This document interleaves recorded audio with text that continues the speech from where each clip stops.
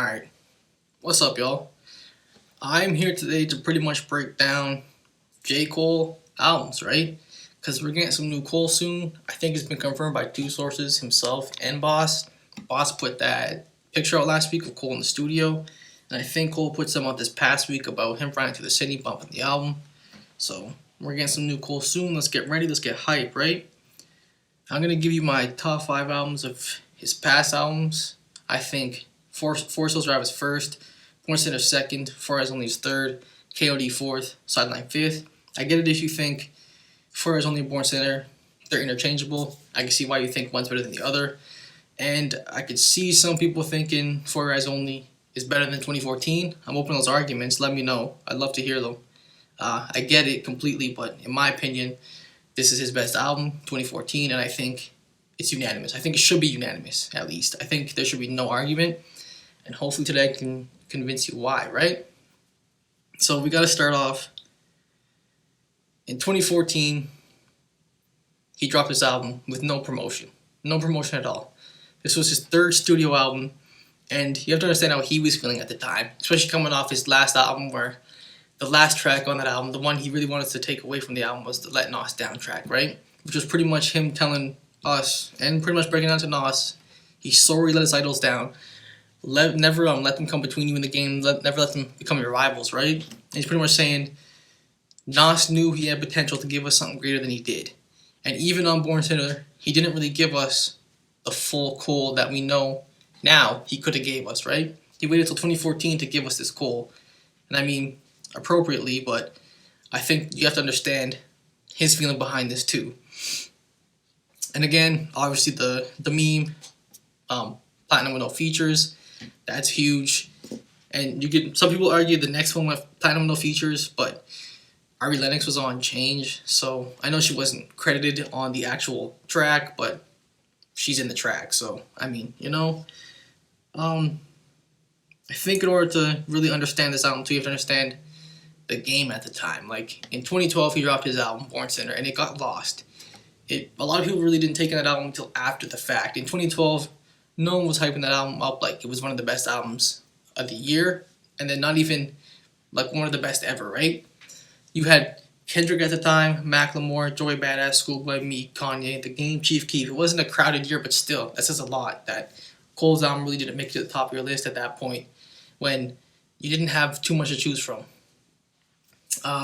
The next year, 2013, you had Big Sean, Eminem, Tyler, ASAP, Chance, Kanye, Drake, Earl, Pusha, Mac, Joey Badass, Wale, Gambino, Jay-Z, Cudi, Wayne. Huge year. So you can understand why any 2012 album pretty much would have got lost just in all of that, right? Except for Kendrick's Good Kid, that's the one album we actually took through until he gave us the next one. That album lasted all the way until 2016 when he gave us To Pimp Butterfly. It was that good. 2014, Vince Staples, Isaiah Rashad, Future, Schoolboy, Absol, Rick Ross, Nicki, Charles Gambino, Travis, Wiz, Rick Ross, Young Money, right? So, I said Rick Ross twice, my bad, but that's who we got. I think the Kendrick album, too, really helped Cole see what he had to do in order to maintain his spot in the game. Because if he would have just gave us another Born Center after Born, like another album like that after he gave us that, we wouldn't have really cared. I even think For Your Eyes Only wouldn't have held the weight that 2014 does if he dropped it in 2014. There's no way we'd be talking about Cole today like we do if he gave us 2014 or gave us For Your Eyes Only in 2014. It's just not the same album. It doesn't give you the same feel. And at that point, we really, really needed to understand who Cole was. And that's what this album did. It really cemented the relationship between him and his fans. There's no doubt in anyone's mind that that's what this album did. Especially considering the fact that he bought the house and that the fans go through and tour it. You got to go see where Cole grew up, man. Like, think about how many people you know took pictures in front of that house and have that as a lasting memory for the rest of their lives. Probably one of the best moments in their lives. Like, think about that. The most you're going to get with Cole, unless you got to meet him, got lucky. You're going to be at a concert vibing with him. You might be in the 300 section. You don't even really get to see the guy, right? Let alone make eye contact with him. None of that kind of stuff, but you get to go see his house and potentially go through it and see what's up. And they had the posters up, pretty much the whole same setup from when he was younger. It was too sick.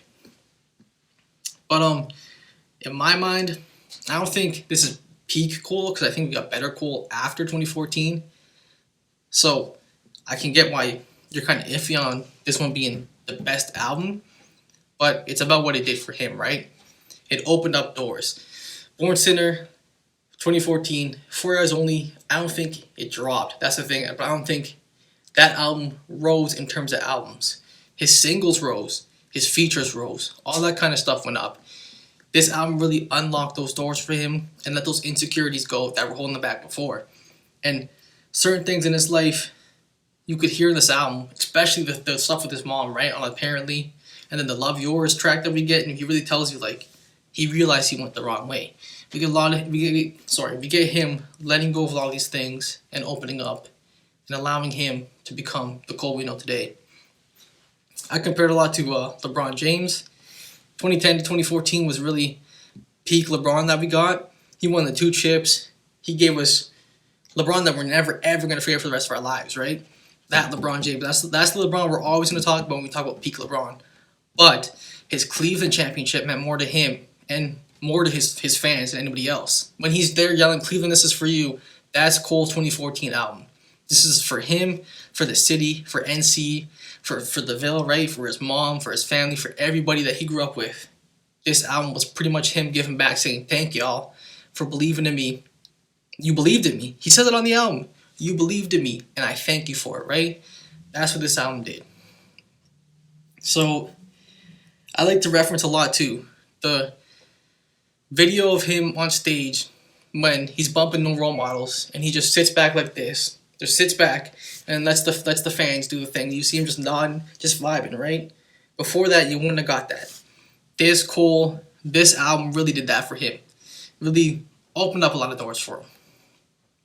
So I think, again, if you go through the album, you get the start, which is the intro. He pretty much tells you, do you want to be all these things?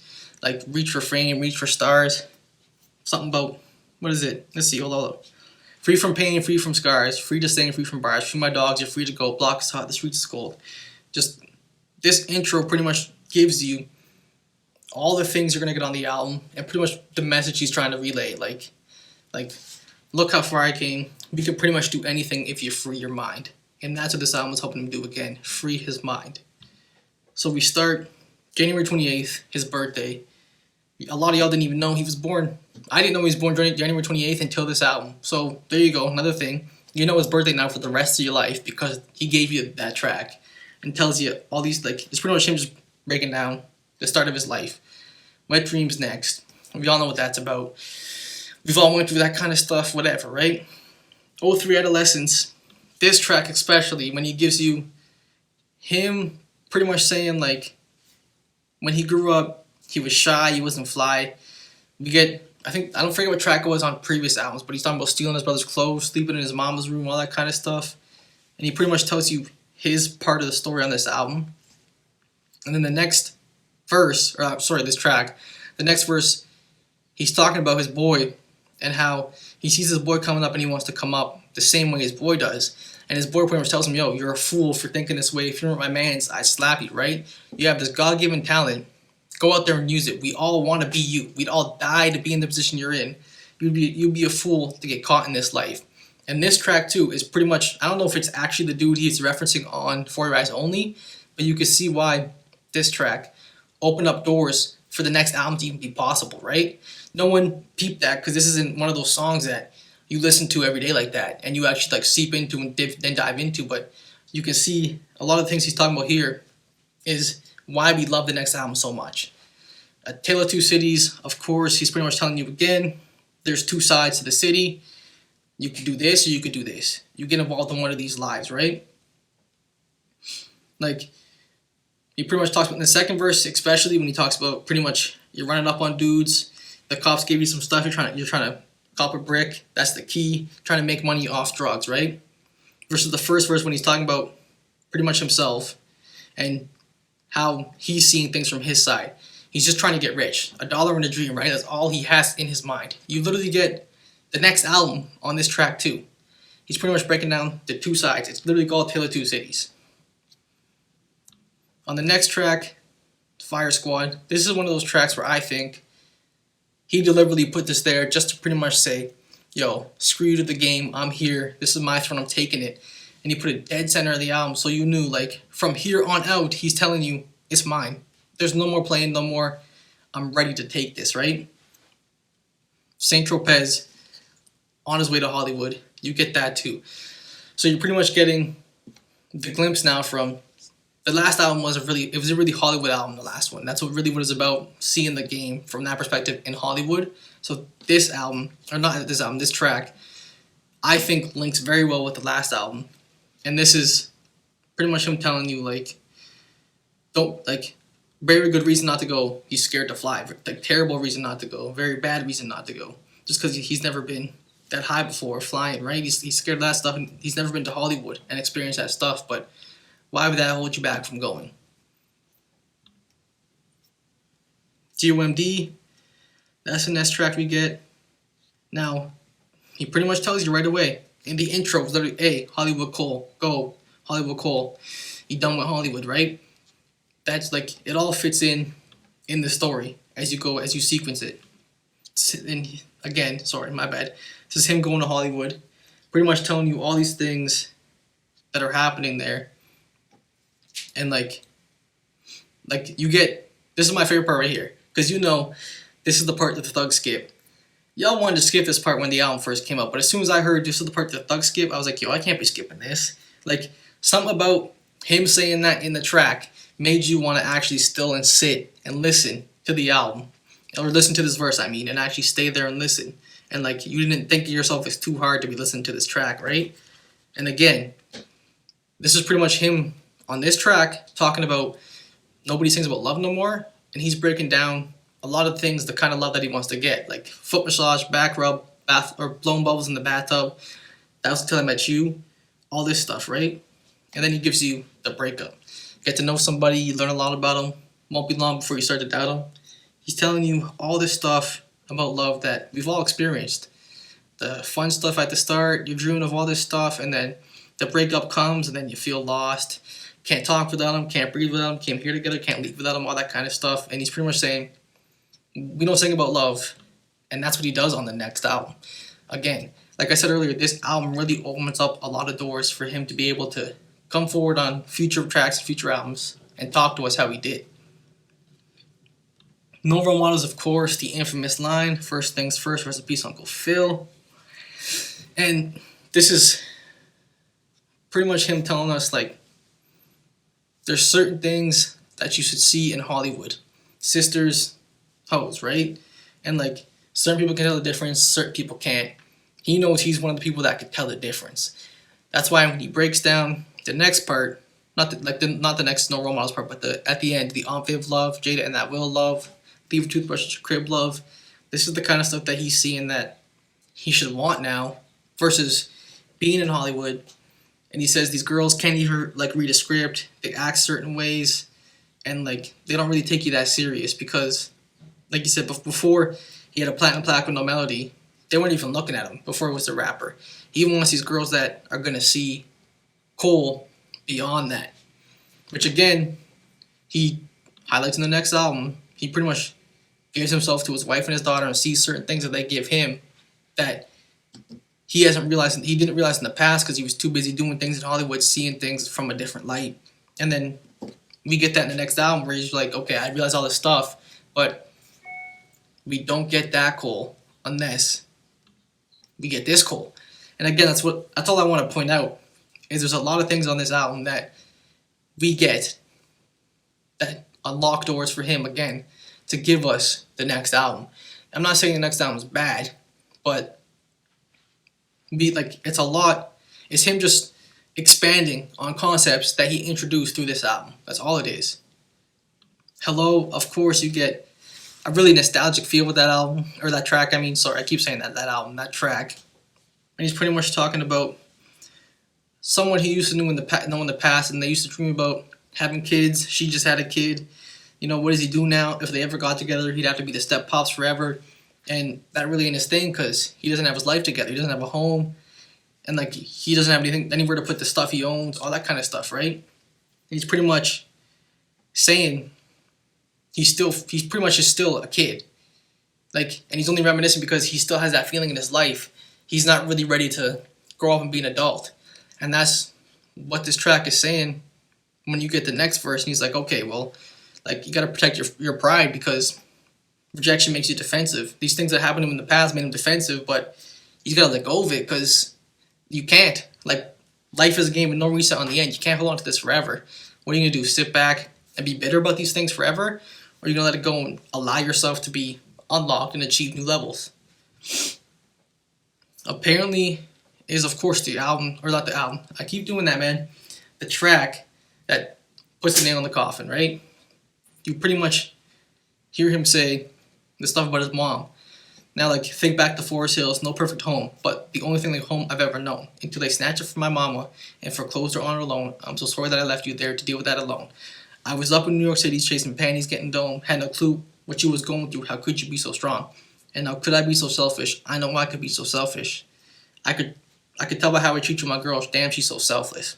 So you're pretty much having him admit a lot of stuff from the last album that we heard about him messing around with all these girls and going through all this stuff. It's true in a sense, and he's pretty much realizing on this track, like, I'm sorry, I shouldn't have done this stuff to you. I shouldn't have been off in New York doing this. I should have been making sure you were good, my girl was good, and the women in my life were good. And the people who really believed in me and helped me get me to where I am, I built on those relationships and made sure they were fit, right?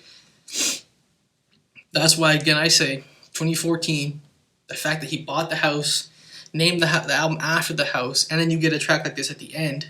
And you know how this goes. You leave the good stuff to the end. That's how this stuff goes. The stuff you really want to say, you really want people to hear, you leave it to the end. And that's what he did. This is really giving you the evidence that you need to understand how much this album means to him and why it's so important in his career and his life in order for him to be able to let go of it all and move past it. And then, of course, the next track, Love Yours.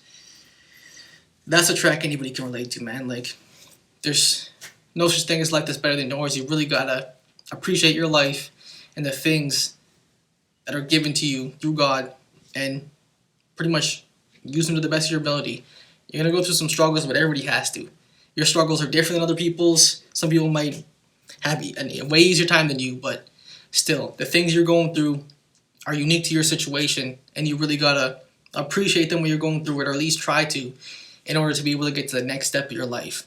And I think this is, again, another nostalgia track for him. He's looking back, realizing, like, yo, like this, the ugliness and the success, all the stuff that he did in Hollywood. He was very successful. He is now. It helped him get to a point in his career where he wouldn't have got if he just sat there in North Carolina and just chilled, right?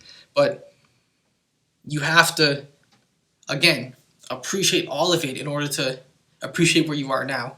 And he's pretty much realizing the rich life, all this stuff that he was promoted and told and like believed that came with this life and was so good about it.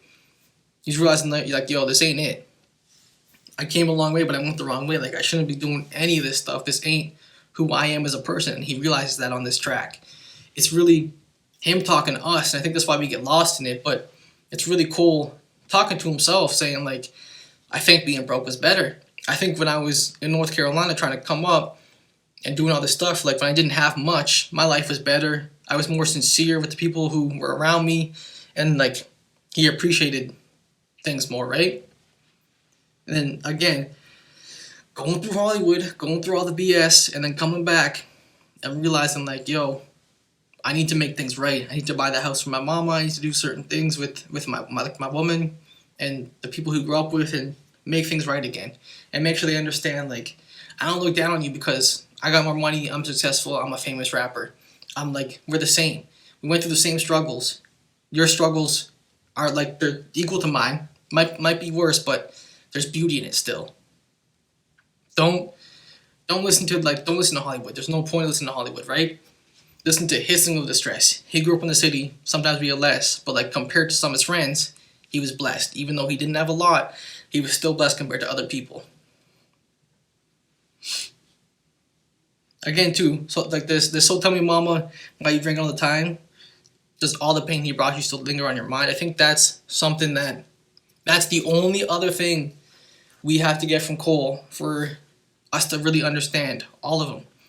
Once he gives us that part of his life and releases that and gives us, like, not releases it, but gets it off his back and puts it out there in album form, that's when we'll have best Cole.